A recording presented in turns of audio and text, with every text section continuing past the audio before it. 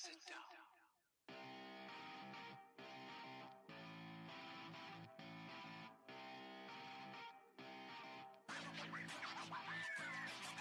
You're listening to the Cheaters Never Pin podcast, a proud part of the Section 328 family. Follow us on Twitter at CheatersInVRPin. Now, live from ringside, it's Mr. Workrate and JC. Damn right, it's us. Finally. Man, that opening gets better every time I hear it. Every time. Welcome to the Cheaters Never Pin podcast. I'm JC, and next to me here at the broadcast announce table, the commentators table, Tom, Mr. Workrate. Not the Spanish announcers table, because I took French in high school. Indeed. And badly. It's the only at that translation I know of anything. Boy, that joke was better the first time we tried to record this podcast. And look what happened, so. Pulling back the curtain, this is our second attempt to do this after multiple technical errors. But we're here. We're here now. Yeah. Live for you. In your ears. On your mobile devices. You probably downloaded us through, I don't know, iTunes, Google Play, Stitcher, Spreaker, SoundCloud, YouTube, and TuneIn. We're available on all those platforms, Tom. Spreaker just, every time I hear it, sounds like just a speech impediment, like you said it wrong. It's Spreaker. But that's a real thing. It is. You can also follow us on Twitter at Cheaters Never Pin, Cheaters in VR Pin, Cheaters Never Pin. Because Twitter is a horrible, restrictive group that only lets us put so many letters in our Twitter handle. But you can get unlimited characters at Facebook.com/CheatersNeverPin. We can, but, it requires several blue thumbs. So give us some of those. Yeah. And also rate, review, and subscribe us on iTunes, too. We have one review there now. And it's positive. It's 5 stars, Tom. Oh, right. Was yes. it from Dave Meltzer? I wish. I don't wish. We didn't record this in Tokyo Dome, so it can't be. Yeah, anyway, so that's other places you can find us. We got a real fun show tonight. We're going to talk about TNA and the chaos that's going on in Nashville right now. Oh, it's a mess. Yeah. We're going to talk about... Spoiler. Yeah. We had one practice run at that mess, and boy, there's a lot to unpack here. We'll talk about SmackDown and AJ now potentially main eventing Mania and Randy burning down a barn.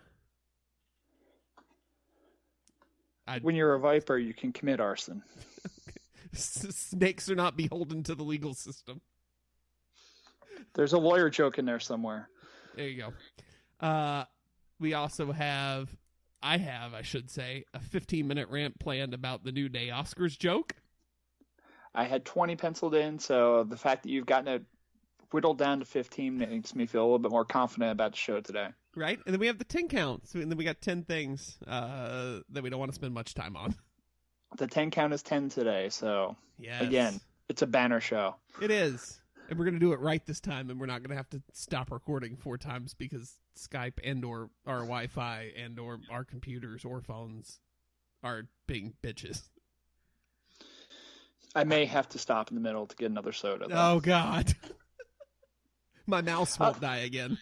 That will probably be during your 15-minute rant on the New Day, so that's fair. You'll not even realize that I'm gone. Well, let's just start from the top, Tom. Let's talk about TNA a little bit. Let's do that. Does anyone still work there? There are certainly, 1, 2, 3, 4, 5, 6 less, 7 less people working there. Within the course of the last 48 hours, Jeff Hardy, Matt Hardy, Rebby Sky, Drew Galloway, Maria Kanellis, Mike Bennett, there we go, that's his name, and Jade have all left TNA. Well, you mentioned Mike Bennett, no, it's Mike Bennett is Mrs. Maria Kanellis. That's true. Or Mr., I guess. If he was Mrs., then that'd be, Maria Kanellis would be Mrs. Yeah, I'm confused. That's an interesting storyline you're booking there, Tom. I don't watch a lot of TNA. Does it show? Does anybody? Not anymore. Yeah. So they've all left. And of course, this is all on the heels of Anthem taking over the company recently, from Dixie Carter and Panda Energy and all that mess. Tom, what are your thoughts about where this leaves TNA in a crucial time of rebuilding in their company's history? Well, I mean, what we tried to talk about the last time and what we'll talk about this time is one of the main things. I mean, money's been mentioned as being an issue, but booking and creativity, creative control has been, at least in the case of the Hardys, probably the biggest issue. And I don't know about you personally. You watch a lot more wrestling than I do for the non-mainstream type stuff. And I think I watched TNA 3 times last year, and all 3 of them were because of the Hardys. That is 2 more times than I watched it, because I watched the final deletion when it happened, and then Delete or Decay and the Great War I watched after the fact on YouTube or something. Yeah, I mean, they've been putting together, at least the Hardys have been putting together this completely outside the box programming that, I mean, some people love it, some people hate it, but the thing is that it's different and it's so absurd and just outside the box that whether or not you like it, you're actually tuning into it. And if you're tuning in for that and then you end up sticking around and seeing a Drew Galloway, oh, right, you wouldn't be seeing a Drew Galloway match, but you're sticking around and seeing the rest of the roster. I mean, Final Deletion at least had a couple of other matches involving their other talent. You get to see that and you're like, oh, they've actually got some pretty good workers here. And if you look back at the history of TNA, you see that, I mean, they've had tons of great workers and good matches, and it's been there, and it's not really so much there anymore, especially Drew Galloway is probably one of the best workers that they had, and hadn't been necessarily getting that much attention from the mainstream. But now that he's going to be available, they're talking about him possibly coming. Would he sign with NXT? Is he going to go overseas? Is he going to pull some kind of Ring of Honor? You know, your options are relatively limited, and that's kind of the issue. But Galloway's done enough in his time at TNA to actually establish himself and get himself back in to the mainstream more. So, I mean, with him, I see it as a positive for him, and losing Galloway wasn't really that much of a loss to TNA, but losing the Hardys is pretty damn near going to be a death blow to that company, I think. Yeah. At a time where they've outwardly said it's time for them to start touring again, their biggest draw is gone. At a time where they need to rebuild all the financials from a television standpoint, the one thing that was drawing ratings is gone. The one thing that would sell merch is gone. It's not a good situation for them to be in at probably the most crucial time in that company's history. And, you know, I thought coming out of the era of Dixie Carter, where it looked like that company could not be run in a more poor manner, boy, they're trying.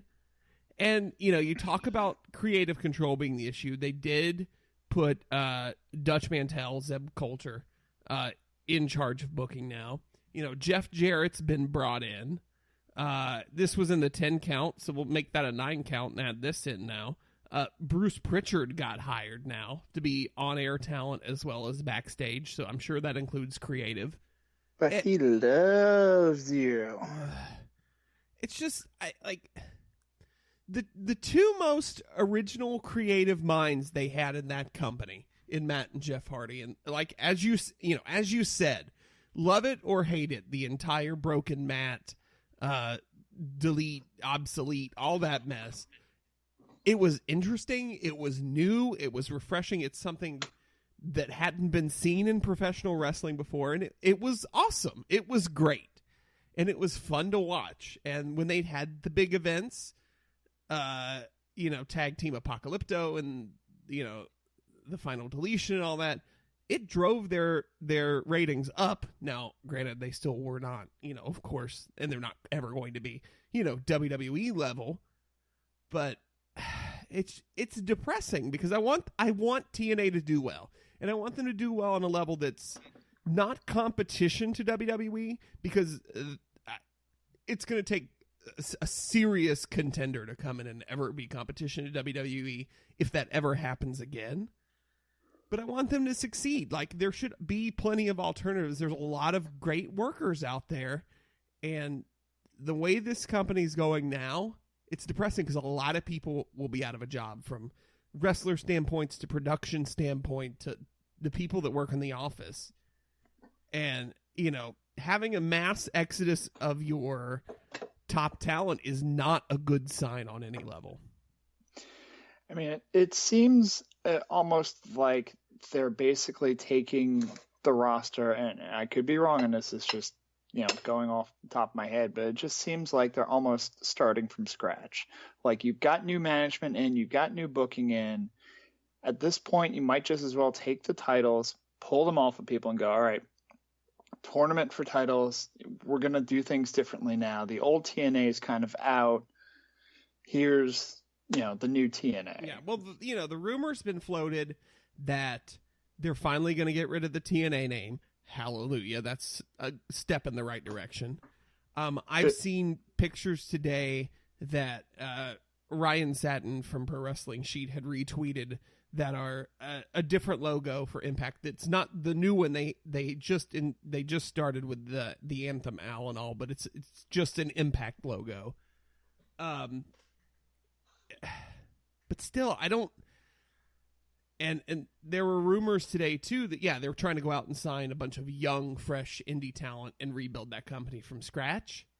But at a time where they need to start bringing in money, and they have a TV contract that's going to come up soon, and they're going to have to find that source of revenue, because in this day and age, that needs to be your best revenue. I don't know that they're in a good place. No, they're going to need some names. And I mean, you have to figure, they're in the Pop Network, which I'm pretty sure, if we get the podcast rolling hard enough, we could probably get a spot on the Pop Network. Ooh. But part of the selling point to something like a network, even if it's something, that's in so few homes as the Pop Network, is, oh, the Hardys, I know them. You're not going to be able to sell your wrestling show with Bobby Lashley, no matter how dominant or good he looks, and Damian Sandow. It's not what's going to work. I mean, what got TNA exposure in the first place, and not that I'm condoning they do it, but TNA went out there and, after the fall of WCW, TNA went, all right, we're going to grab these former WCW guys, whoever's been blacklisted from Vince, or whoever's like, the top guys from that. I mean, that's basically what they did. They took the mainstream guys that got either fired or blackballed or just got pissed off with Vince, put them on the show, and surrounded them with top indie guys and some talent from Japan and that type of some guys from Mexico and a little bit offbeat kind of gimmicks, six-sided ring and everything like that, and it made them different, and it made them something to kind of check out and go, oh, well, this is an alternative. They're not an alternative to anything right now. They've still got the six-sided ring, but that's it. I mean, they're not even Ring of Honor at this point. They're there. Yeah. And you take away the Hardys from it, they're not even there anymore. Yeah. They'll lose the TV. They won't get TV back, and they'll be done in 6 months. Yeah. I mean, it's been true for the last year. Ring of Honor's the true number 2 in this country right now. This is just furthering that fact. And depending on where any and all of these talents end up in the next month, 3 months, to me, this is a death blow to that company, and they could surprise me, and I've said that about them before. But I it's not good. It is not good. But anyway, that's our TNA section for the week. By the way, you did not mention also the loss of Maxwell Hardy, the son of Jeff Hardy. Oh, undefeated Maxwell Hardy. Yes. So when you have an undefeated wrestler like that and you end up losing him, that's tough. Hey, he won his first match against Rockstar Spud, so you know what? Kid's good. He's got a future in the business. Got a good look too. He had groundskeeper interference, but all right, moving on to things that aren't. Boy, that made me really depressed. Jesus. All right, well, let's talk about WrestleMania and SmackDown, because that sure won't depress me. It is my job to at least depress us once a week. At least no one died. Well, TNA's dying. Well, yeah, but that's a metaphor. All right, SmackDown this week in WrestleMania, because Raw was it's terrible. But we'll get to that. Okay, SmackDown. AJ. Arson. Okay. You want to start with the arson? No. That's what sticks out to me. I was building go with to AJ. It. Yeah. AJ beats Luke Harper twice, might I add, in his own words, to become the number one contender to the WWE Championship at WrestleMania. How excited are you, Tom? I just peeked this mic all crazy yelling into it. I'm somewhat excited, but I'm still waiting for the other shoe to drop. Yeah, because it's not going to happen. Yeah. Because he slapped Shane at the end of the match. So the match ends 1, 2, 3 clean until Harper gets his foot up on the rope at 2. Ref doesn't see it, still counts the 3. Shane comes out, restarts the match. AJ then wins again, and Shane gets hit on the way out. For reference, I and it doesn't get done enough. I like the kind of double swerve of the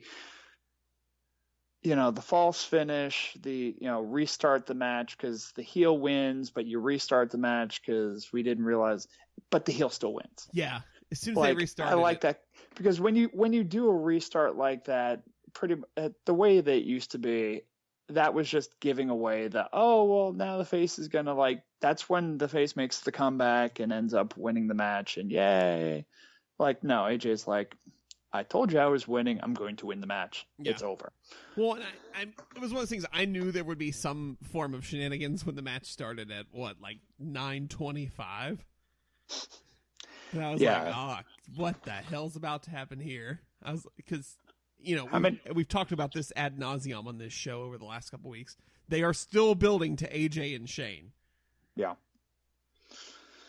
But yeah, so that happens. Then at the end. At the very end of the show, Bray Wyatt comes out for his coronation as champion and cuts a promo. Then the snake, the Viper, Randy Orton appears on the video board. I love this whole segment, by the way. Cuts an incredible promo about no longer being the servant and Bray being the master, but now Randy is the servant, Randy is now the master and Bray is the servant. And he found where Sister Abigail's buried, and it's under this barn I'm in that I'm going to pour gasoline all over and then ignite from a distance. One, how did you know where Sister Abigail was? Did you just start digging holes and go? Well, nobody. He said he got the keys. He got the keys to the kingdom from Bray, so I'm assuming that was somewhere in the handbook that came with the keys. The 3-ring binder that is given to you as a member of the Wyatt family. Yes. With all the Wi-Fi passwords and everything. The compound Wi-Fi. Yeah. But yeah, so, and then, Randy goes on to say, yeah, he's coming for that belt at WrestleMania. So what is it's still going to end up AJ Shane and Randy Wyatt now. So from a storytelling standpoint or whatever, it was cool, except Randy I don't know. He does these, it's a thing where, I get it. burn down the guy's, little shack there. You're re-murdering his sister, I guess. I don't know. But, then you did the Randy Orton pose. Like, there are no ropes here. Do you just do that? Like, when you go to the snack machine and, like, you put your $1 in to get the Snickers bar and 2 Snickers bars fall out, do you just do the Randy Orton pose before you pick up the Snickers bars? Like, is this anytime you have something glorious happen to you, like, ooh, found a quarter on the sidewalk here, let me pick it up and do the pose? Yes, I've just found a quarter. I do it way more often than I should. Yeah.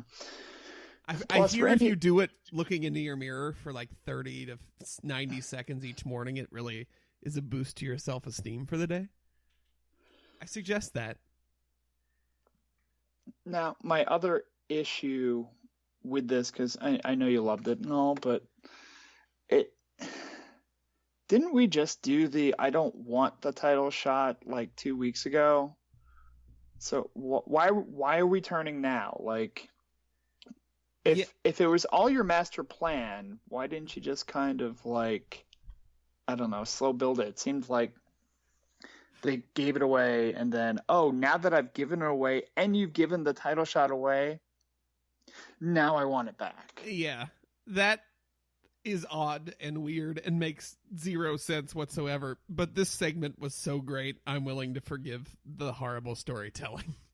Now, I'm sure what's going to end up happening, since they've given the title shot away, is Bray's going to ask for the title shot. Like, no, I want to kill him, or yeah, he'll say it in a better way than I do. But right, and then on Talking Smack, Shane shows up near the end and pulls Daniel Bryan out and says, we have a lot to discuss. And then AJ shows up and gets in Shane's face and said, "See, I told you I was going to win. I told you I was going to win, and I was going to go to WrestleMania, and I'm right. You have nothing to discuss." And he leaves, and then Shane and Daniel leave to discuss things. Discussions. Furthering the Shane AJ feud that will come when Shane's like, "You're not going to fight Bray. But I got new shoes for WrestleMania. I might as well use them in a match." Jordans, baby. I don't know why Shane talks like that. Also, I've decided that's going to be our thing. So every morning, listeners, listen up. We're taking this seriously. I want you to take 30 to 90 seconds every morning. And damn, Tom. It's Storm. Bray Wyatt just showed up at the house. I don't know what the hell's going on here. It's Matt Hardy. He's coming to slap that tornado. Anyway. Matt Hardy's not going to WWE. He's coming to Tom's house. Oh, yeah. 30 to 90 seconds every morning, listeners. I want you to take that and I want you to look into the mirror in your bedroom, in your bathroom, at work. I don't care. Do the Randy Orton pose. Then I want you to send us a picture of it and hashtag it RKO your morning. And we're not going to get one of them, but I'm going to bring this up every week and I'm going to ask, did you RKO your morning? What do you think? Is that a good bit, Tom? Should we have workshopped that before we went live? Or are we going to have Gary Spivey show up in the background and encourage everyone to do it? I'm dropping a reference you don't even know right now, do you? Yeah, I'm lost now. Okay. Can you explain that to me? Oh, go ahead. I will. We gotta hit that hour and 5 minutes, Tom. Go ahead. It's the quick flashback. When Paul Orndorff wrestled in WCW, he kind of went through a gimmick where he kept losing. And he had this guy, Gary Spivey, suddenly come out, who was this supposed metaphysical, motivational speaker. And he had this silver, afro, glitter wig type thing. And he would go up to Paul Orndorff and tell him to look in the mirror and to be positive and to think positive thoughts. And he was his motivational speaker, and it was just the weirdest throwaway gimmick that no, he was actually the supposed motivational speaker, and he had nothing to do with the business at all. So there was no reason why this guy should have been anywhere near a wrestling arena, but they just decided to stick him in a gimmick. So This has been. It'll be a fun Wikipedia search for you. Okay. Gary Spivey. I wrote it down. Yeah. Pretty sure that was his name. Tom, do you need a Coke? Because I'm about to start. This rant. Go ahead. All right. I'll just make sure that Lightning didn't craft a new baseball bat or something outside. So Monday night on Raw, the New Day comes out. And they crack their New Day jokes.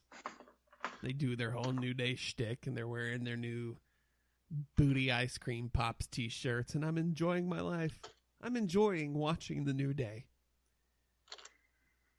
Then suddenly, they come out, the Shining Stars come out, and they're going to face the Shining Stars in a match. And I'm like, this is a throwaway match that I don't care about, but whatever. New Day's not doing anything important right now anyway. Then, some stagehand hands them a red envelope with gold letters on the front. Xavier Woods opens the envelope and says, "Oh wait, you're not the right opponent. Our opponent is Rusev and Jinder Mahal." And he shows the card that was inside the envelope to the camera for the entire 3 million people watching on the USA Network to see. And I flipped my goddamn shit, Tom.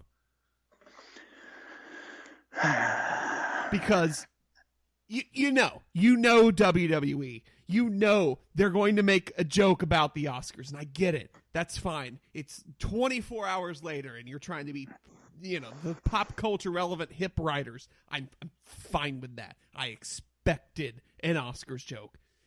This was the worst possible implementation of an Oscars joke, Tom. And I did the math, and this is why it's so bad, Tom. Let's say they finished, I tweeted this. They tweeted, they finished writing Raw at 5 o'clock. All right. That gives the writers 17 hours from the end of the Oscars at midnight to come up with a joke. Let's say there's 20 writers. That's 340 hours of people thinking in total. That's literally 2 weeks, Tom. They had 2 fucking weeks to think of a joke. And that's the best they could come up with, was to shoehorn in this bullshit? No. They could have come out and said, someone won a prize to fight us, and they open the envelope and they read it, and then the Shining Stars come out and they go, this is my hands down. Oh, they gave us the wrong envelope. Look at that. I made the joke make sense. Because here's my issue with it, Tom. My issue is that no one in the history of professional wrestling has ever gotten an envelope in the middle of the ring to change their opponent or announce their match. Never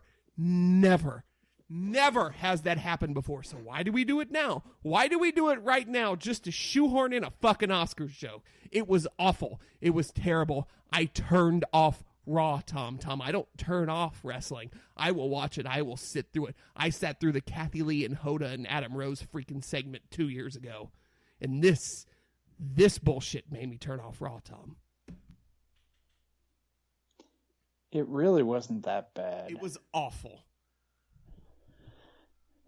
So I understand how it was going to work on paper, because when you turn around and you think of what happened during the Oscars, okay, someone got announced, they come up on stage, and then somebody runs over and is like, oh, you got the wrong envelope, and we open it up, and you realize it's a different. So somebody's like, well, imagine if the wrestlers come out, and then we open up the envelope, and, oh, sorry, we shouldn't have called you down. We should have called somebody else down.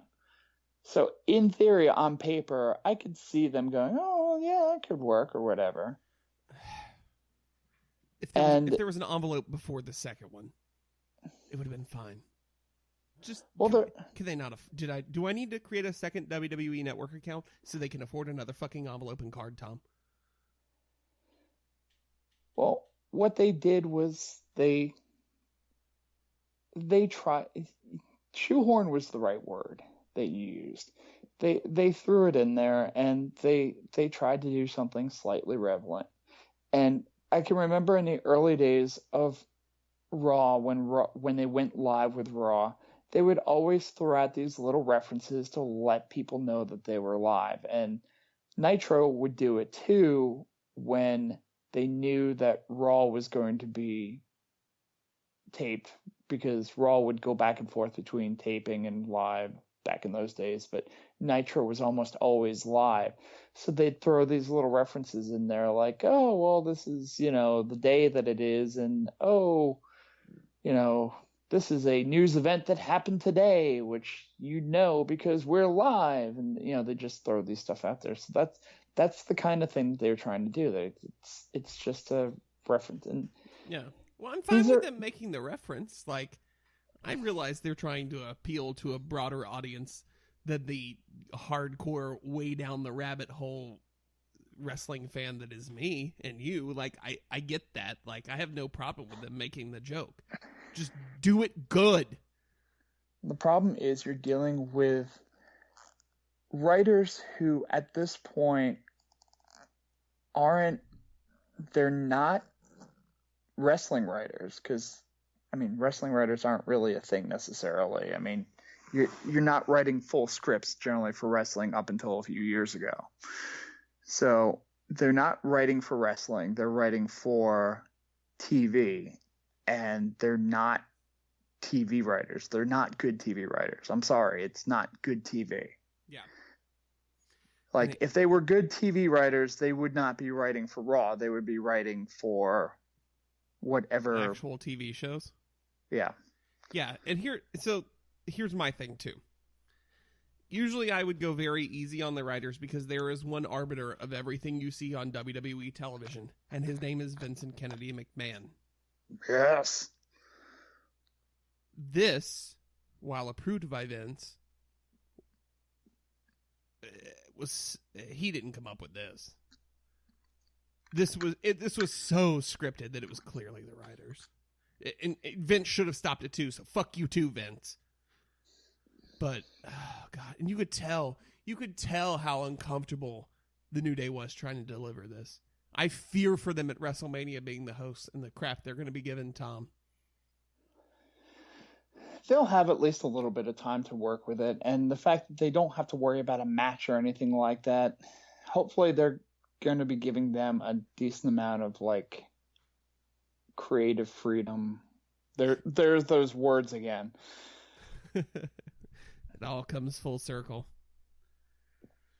But yeah, it just seemed like something that, when they showed up that night and were getting ready to do matches, they got pulled off to the side and they're like, okay, here's the thing that we're going to do. And yeah, it was uncomfortable. It wasn't necessarily, and I'm finding a lot of New Day stuff is coming off a little bit uncomfortable, because whether it be, it's too scripted to this point. One of the good things that the New Day had going for them is these are three people that sincerely like each other. At least they seem to.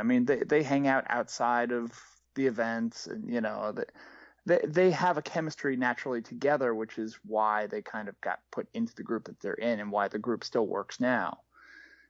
The chemistry doesn't work when you're force-feeding them conversation.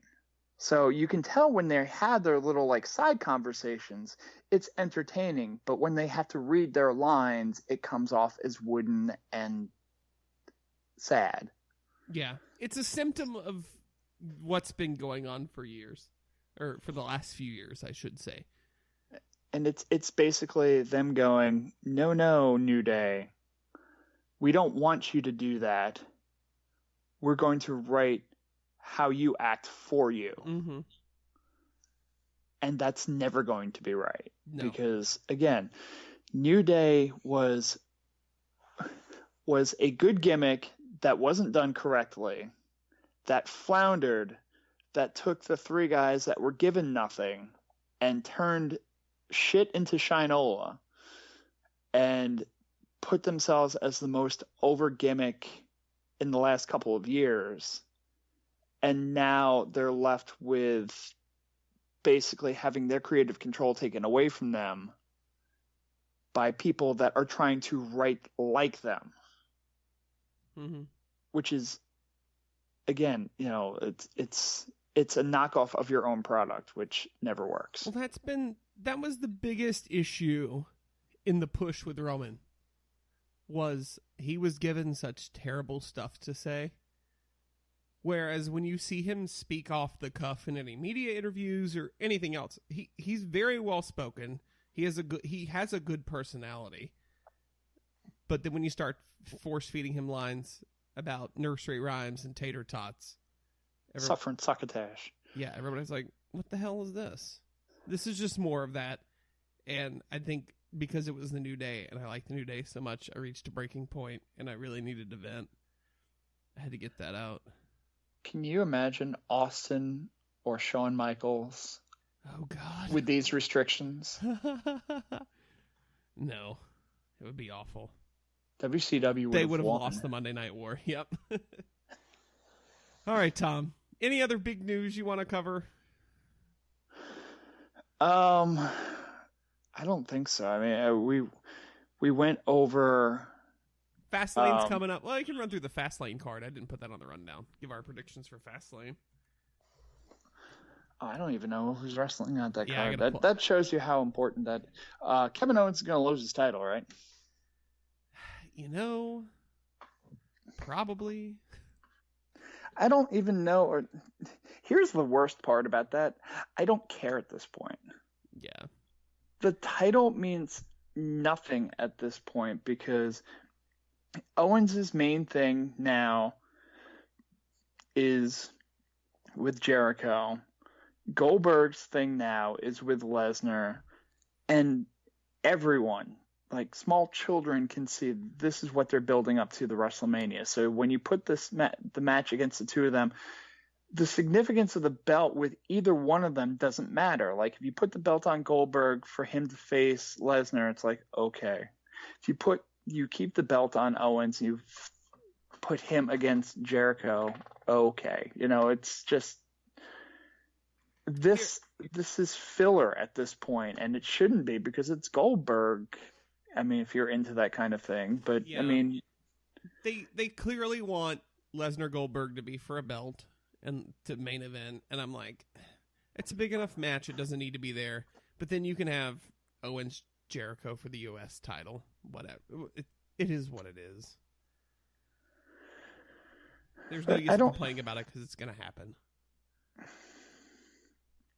I don't know. I mean, but I guess there's still the potential in my mind that Owens could keep the title because, I don't know, you do it with a disqualification or something like that. Somebody screws over somebody else. I don't know because you can't. The match itself can't go longer than 3 minutes. It will. It's at least 10, unfortunately. Then it's going to be a garbage outside match with plunder and all that type of thing because Goldberg cannot wrestle. Goldberg in his prime could not wrestle a 10-minute match. No. And my only other thing I can think of that would happen would be Jericho interfering and attacking Owens.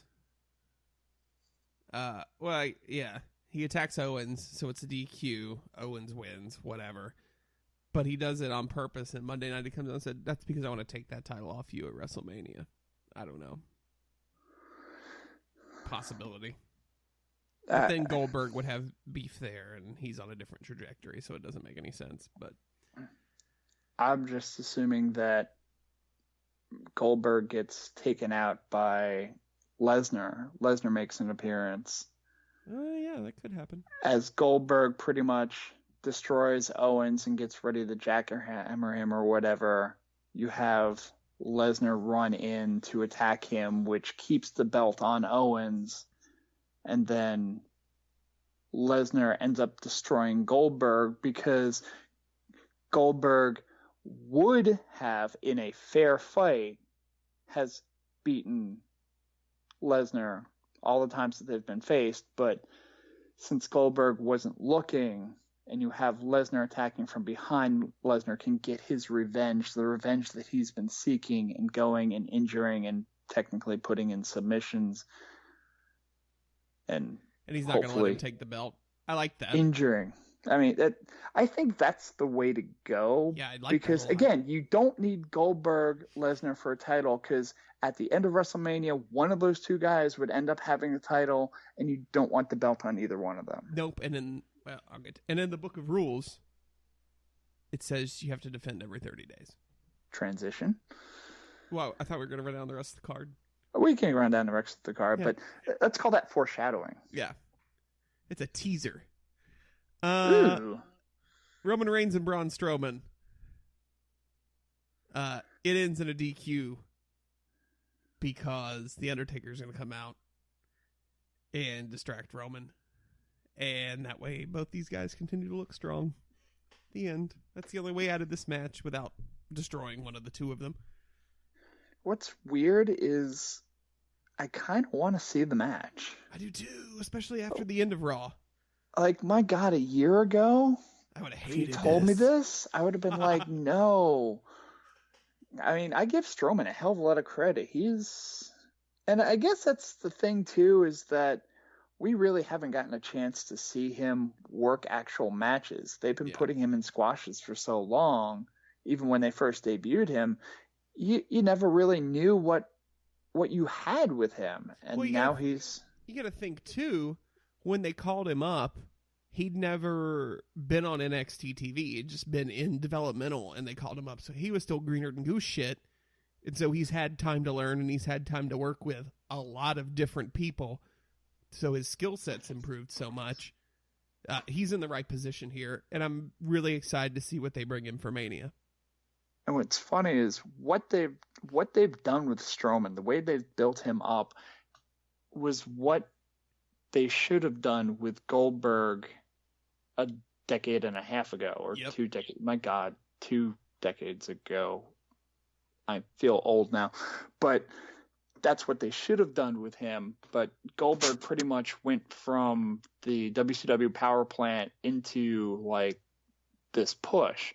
Now they were doing these squashes along the way, just like they were doing with Strowman now. But the thing with Strowman is that he was doing his squashes or whatever and learning and getting better progressively as time went on. Goldberg wasn't learning anything and didn't really have the desire to learn anything. He went out there, he got over, he listened to the fact that the crowd put him over. He had enough people in his ear telling him, "You're great, brother. You're doing everything that you're supposed to be doing. Look at the fans, brother." And he was just like, why do I need to learn how to work a match? I just do what I do and the fans cheer. And he became what he is.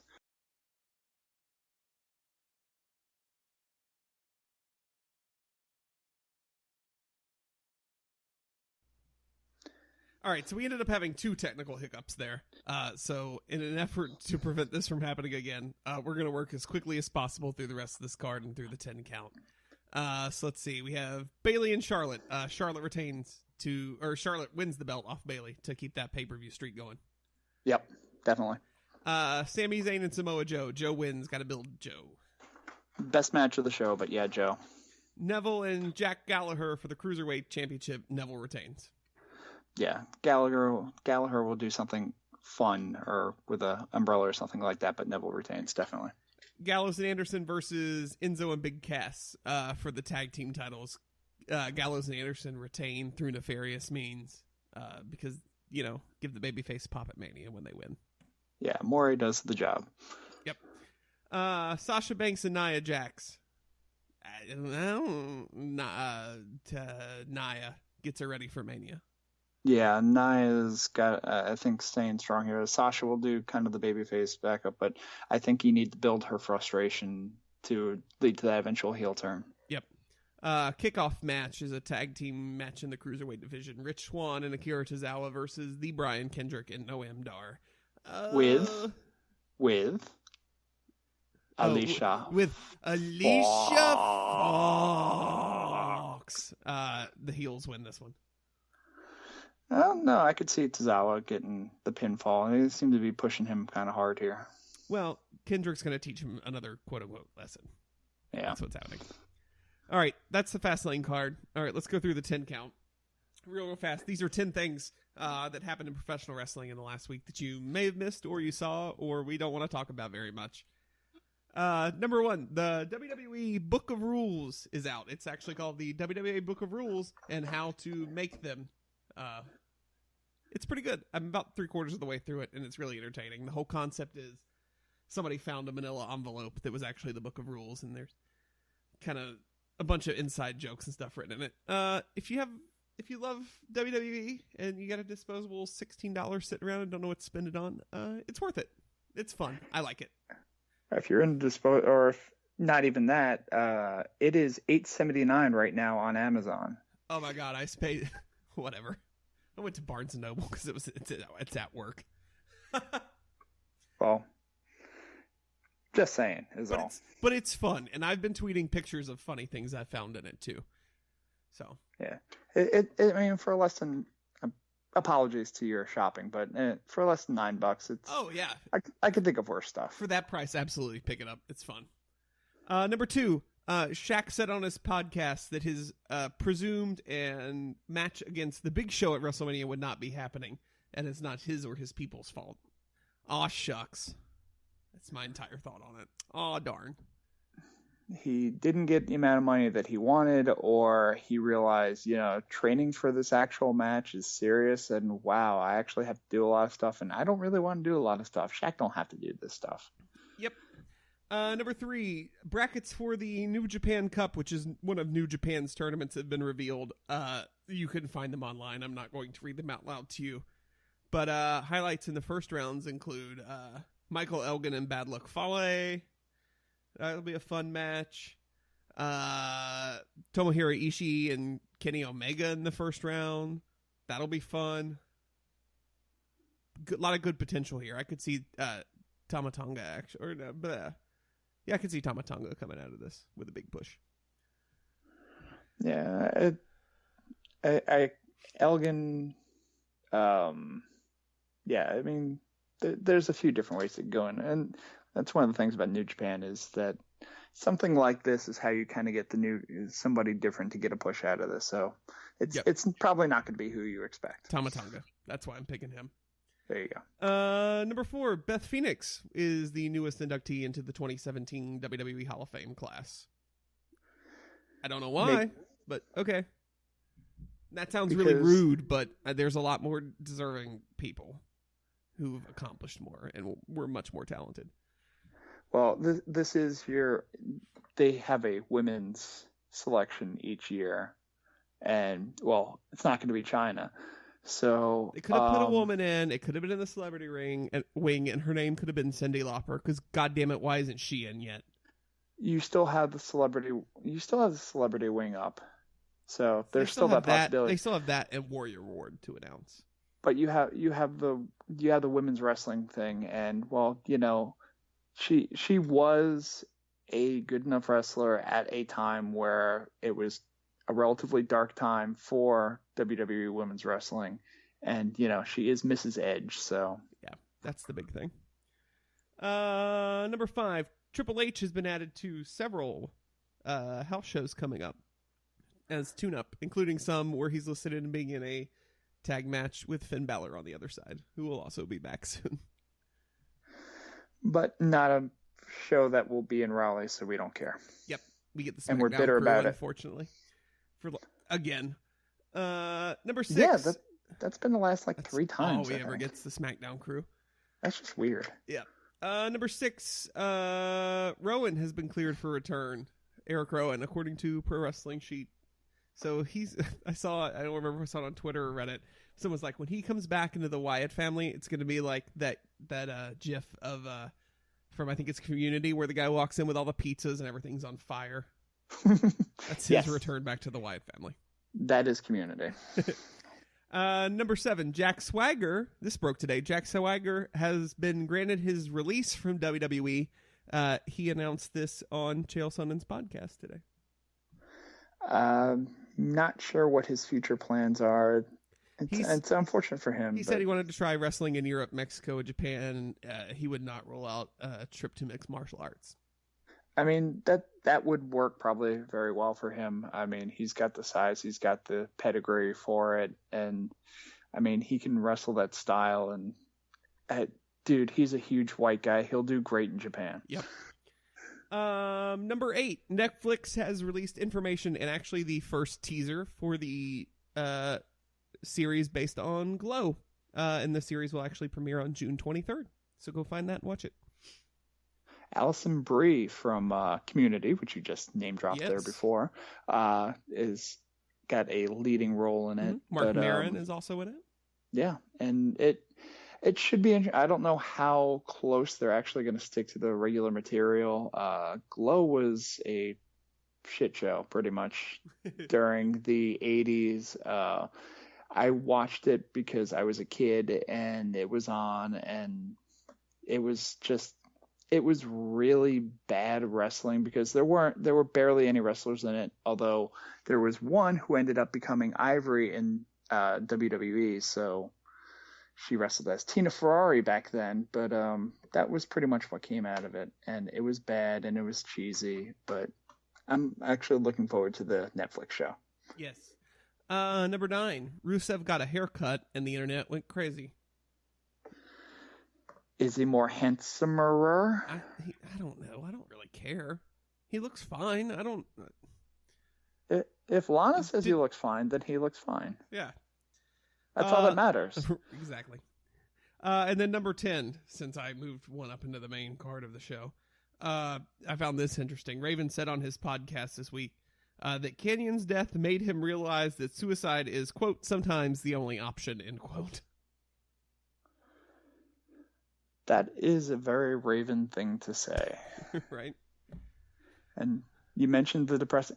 We can't get through a Potter without mentioning somebody's death, can we? Well, it's professional wrestling, Tom. That's true. All right, Tom.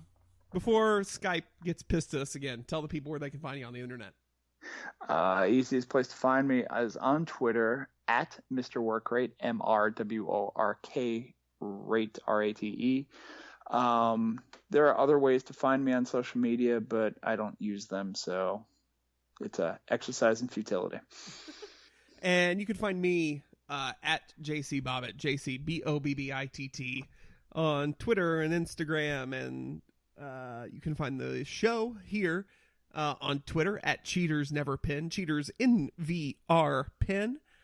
You can find us on Facebook, facebook.com/Cheaters Never Pin. And then make sure you're subscribed to the show through one of your favorite means, whether that be iTunes, Google Play, TuneIn, Stitcher, SoundCloud, or Spreaker. And then, of course, all the podcasts are available on YouTube as well. That's fun. But rate, review, and subscribe. For the love of all that's holy, rate us well. Yes, and then March 26th, when WWE Live comes to Raleigh, North Carolina, we'll be there. So yeah. I'm sure we'll be in the parking lot before, too. So if you listen and you like what we do, come by and say hey. And if you don't like what we do, please don't come by because I don't want to be punched in the face. No. But, tailgating before a wrestling show, I'm sure that's a thing. Yeah, well, we're going to do it. If not, we'll make it a thing. Hell yeah. And anyway, remember, send us your RKO Your Morning pictures. I would appreciate that. Hashtag RKO Your Morning. And I think that's about it. Any last thoughts? We're on borrowed time, so yes, I think we just need to wrap it up as soon as possible. Absolutely. So for this week's Cheaters Never Pin podcast, I'm JC. I'm Tom. And we're out of here. Have a good night.